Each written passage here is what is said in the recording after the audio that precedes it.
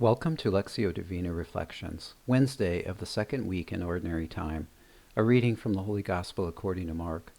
Then he said to the Pharisees, "Is it lawful to do good on the Sabbath rather than to do evil, to save life rather than to destroy it?" But they remained silent.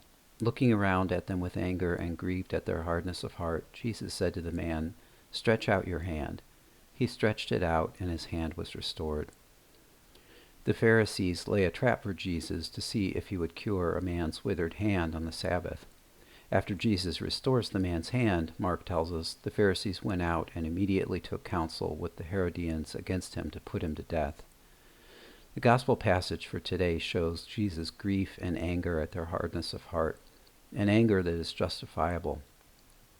As God made man, Jesus wants to bring salvation to the Pharisees, but the love he shows for the man with the withered hand becomes an obstacle.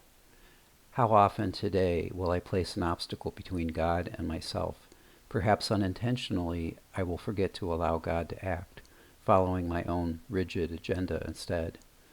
God, you are near. Your Son came to save the life of all who believed in him and to do good on the Sabbath and on every day of his life.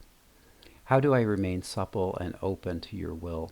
Jesus read the hearts of the Pharisees and knew they wanted to kill him, asking them, "Is it lawful to save life rather than to destroy it?"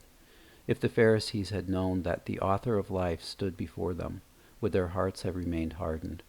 Guide me today, Lord, with your presence, and every word and action give me the grace to stretch out my hand to you. God, give me faith today and every day through an openness of heart. As St. John Paul II wrote, faith in its deepest sense is the openness of the human heart to the gift, to God's self-communication in the Holy Spirit.